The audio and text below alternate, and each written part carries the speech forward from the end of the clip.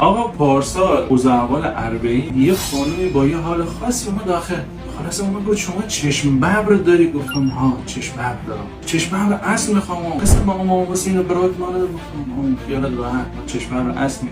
گذاشتم کف دستش این منقلب بابی شروع که اشریختن. این از جا خوردم گفتم چشه با یه حال. خلاص پیگی شو گفتم اتفاقی افتاده داره.